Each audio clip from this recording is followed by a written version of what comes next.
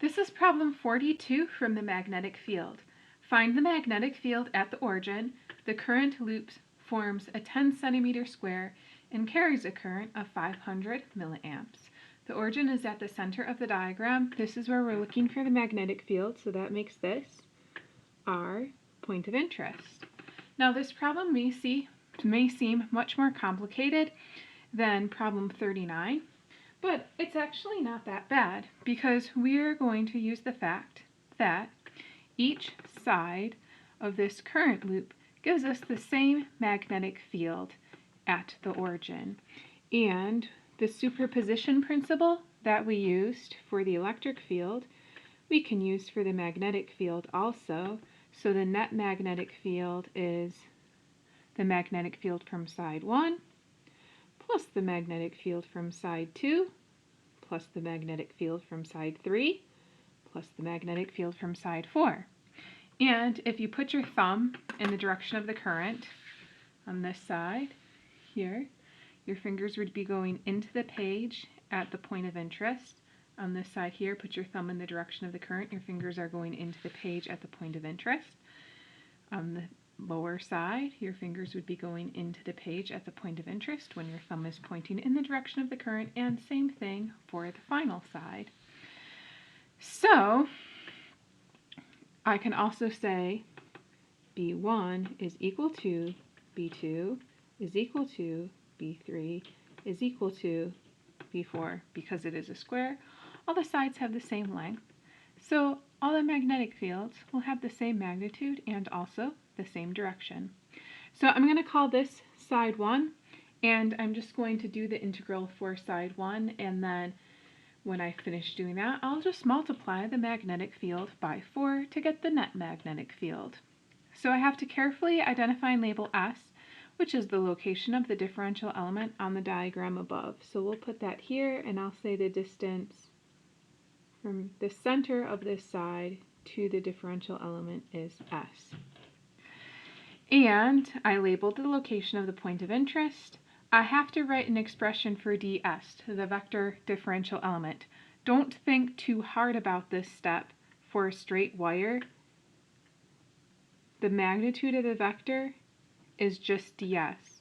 So really, the only hard part here is figuring out the direction of this vector element. And the direction is just the direction of the current. So for the top side here, that would be in the I hat direction. And then I have to write an expression for r, the distance between the differential element and the point of interest.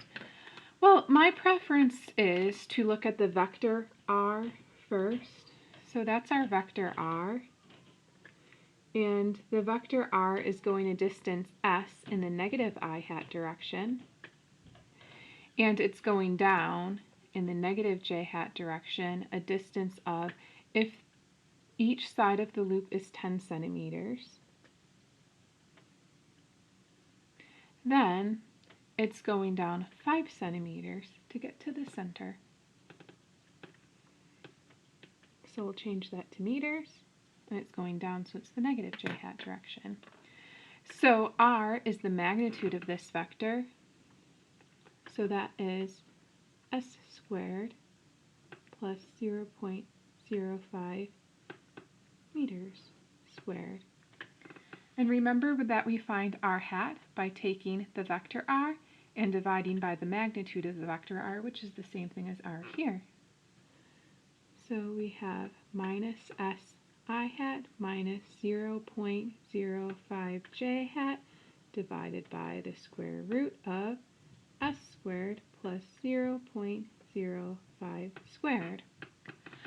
And now we're ready to write the integral expression. We just have to remember to carefully choose the limits of integration, and then we can evaluate the integral. So first, I'm going to write down the Biot-Savart law, which says that the magnetic field is equal to the integral of mu naught I over 4 pi times the vector ds crossed with the vector r hat divided by r squared. I do have to choose the limits of integration. I guess I'll do that now. and I'm not going to get very far with writing this expression. I can pull out the mu naught. I can pull out the I, and I is equal to 500 milliamps. I think I'll just stick that over here. So 500 milliamps, and we could write that as 0.5 amps. The I in the equation here is only the magnitude of the current. The direction is taken care of by the direction of the vector differential element ds. So always it's the magnitude of the current, so it's positive. And then I have, going from this end, S would be negative 5 centimeters, so that's my negative 0.5 meters to this side. And remember, this side is 10 centimeters, so that would be going to 5 centimeters or 0.05 meters. Now, before I put in anything else, I'm going to take a look at this cross product. Actually, I'm not going to do that cross product. Instead, I'm just going to say ds crossed with r, and then if I divide by r, that would give me r hat. Then I can put it into this expression. So ds is just ds I hat crossed with the vector r, which is minus s I hat minus 0.05 j hat. Now, when I do I hat crossed with I hat, I get 0. When I do I hat crossed with j hat, that is alphabetical order, so that gives me k hat. I also have the negative 0.05, so that's negative 0.05 ds k hat. Now, that was ds crossed with r, so when I go to put this into my expression, it's r hat.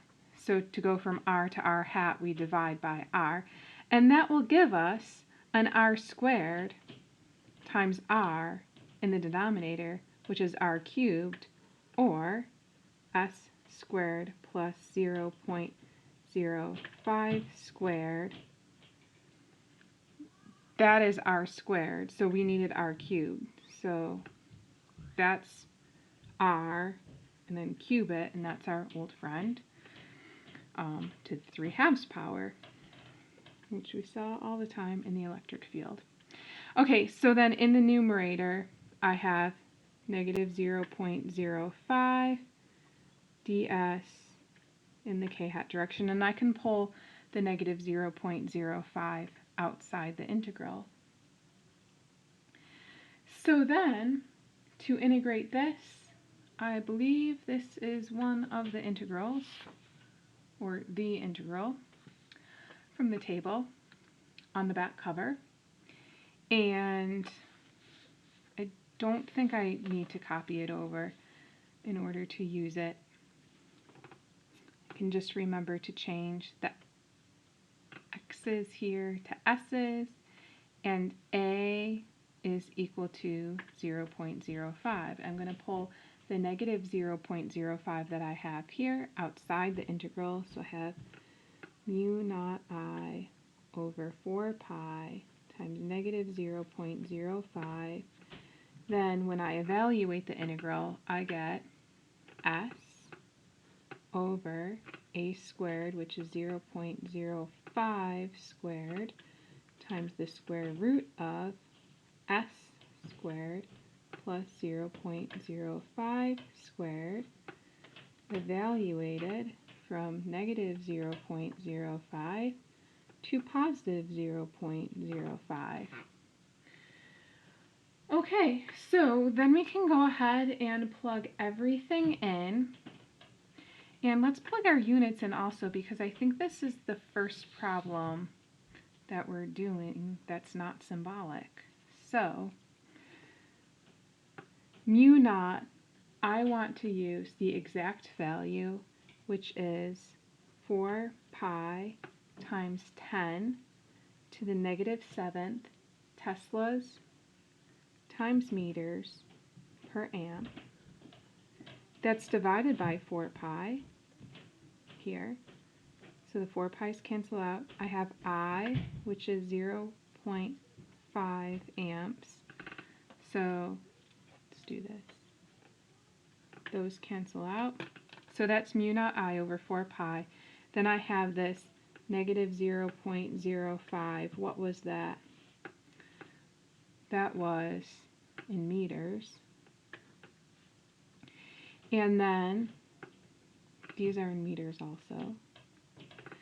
So when I plug in the upper limit, I have 0.05 meters divided by 0.05 meters squared. And then I have the square root of 0.05 meters squared plus 0.05 meters squared. When we plug in the lower limit of integration, the denominator is going to be the same because we're squaring s. So I'm going to use a common denominator there. And then when I subtract the lower limit of integration, that's minus negative 0.05 meters. Okay, so this is what I get in brackets here from plugging in the limits there. And I could cancel a few things out. I could cancel this with one of these, but I still have the negative sign there. So I have 10 to the negative 7th Teslas times meters times 0.5 from this. And then 0.05 minus negative 0.05 is 0.1 meters. And I have 0.05 meters here, and the squared canceled out with one of those. And then I have 0.05 meters squared plus 0.05 meters squared. That's twice 0.05 meters squared, or you could say the square root of 2 times 0.05 meters. And then that would be meters times meters, which would cancel with the meters and the meters that we have here. If I did everything correctly, that would be negative 1.41 times 10 to the negative 6th. And we said the meters canceled out, so that leaves us with units of Tesla, which are the correct units for the magnetic field. And if you're interested, this is actually exactly equal to the square root of 2 times 10 to the negative 6th Teslas. And it didn't work out correctly because I did forget my negative sign there.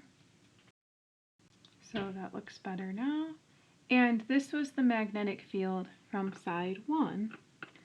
So the net magnetic field we said was going to be 4 times that. So that's 4 times negative 1.41 times 10 to the negative 6th Teslas, and that gives me negative 5.66 times 10 to the negative 6th Teslas. And I forgot one other important thing.